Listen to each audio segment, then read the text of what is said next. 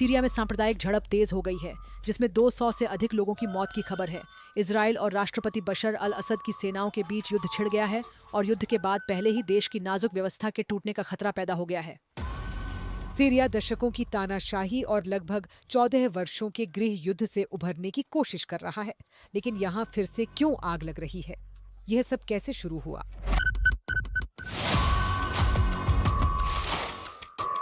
13 जुलाई को ड्रूज धार्मिक अल्पसंख्यक के गुट्टों और सुन्नी मुस्लिम बेडुइन जनजातियों के बीच झड़पें शुरू हुईं। स्वायदा में दोनों पक्षों के बीच लंबे समय से दुश्मनी है।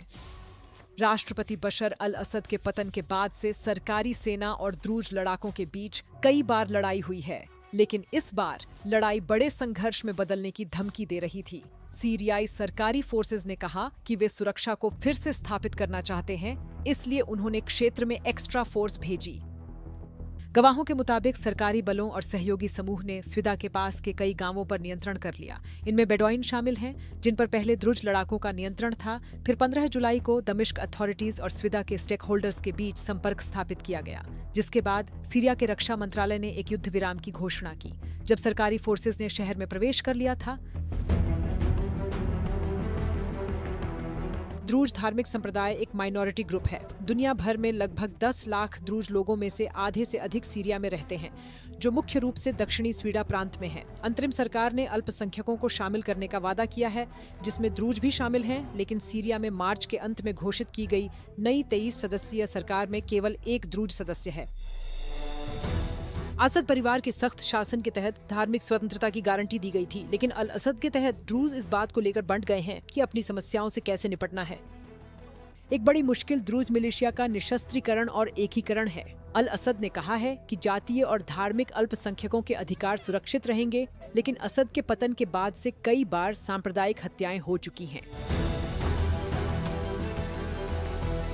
इजरायली सेना ने सीरियाई रक्षा मंत्रालय और राजधानी दमिश्क में राष्ट्रपति भवन के पास हवाई हमले किए। इजरायली रक्षा मंत्री कैट्स ने कहा कि आईडीएफ स्विदा में ताकत के साथ काम करना जारी रखेगी, ताकि दुरूज पर हमला करने वाली शक्तियों को तब तक नष्ट किया जा सके जब तक उनकी वापसी पूरी नहीं हो जाती। गल्फ कून ऑपरेशन काउंसिल ने इसे सीरिया की संप्रभुता का गंभीर उल्लंघन कहा, साथ ही अंतर्राष्ट्रीय कानूनों और मानदंडों का उल्लंघन और क्षेत्रीय सुरक्षा और स्थिरता के लिए गंभीर खतरा बताया। मेरे साथी इजरायली नागरिकों, सीरिया में स्विदा की स्थिति बहुत गंभीर है।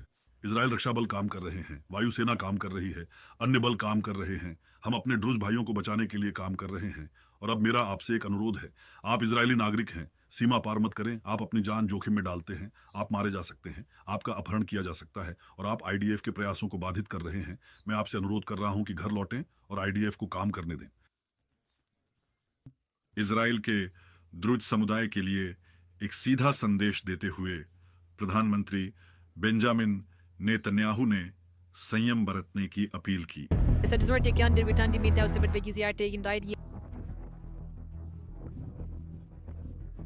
लगभग 1,30,000 इजरायली ड्रूज कार्मेल और गलील में इजराइल के उत्तर में रहते हैं। सन 1957 से 18 वर्ष से अधिक आयु के ड्रूज पुरुषों को इजरायली सेना में भर्ती किया गया है। इजरायली सरकार ने एक तरफा रूप से सीरिया में एक निरस्त्रीकरण क्षेत्र की घोषणा की है, जिसे अल असद सरकार ने खारिज कर दिया है।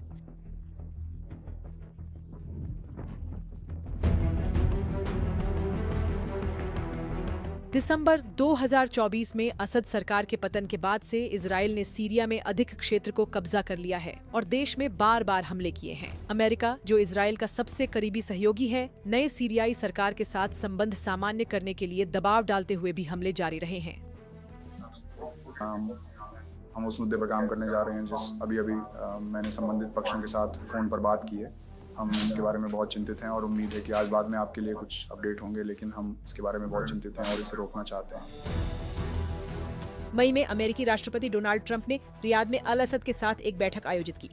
यह दशकों में यूएस सीरिया की पहली उच्च स्तरीय बैठक थी। उन्होंने बैठक से ठीक पहले सीरिया के खिलाफ अमेरिकी प्रतिबंधों को हटाने की घोषणा की।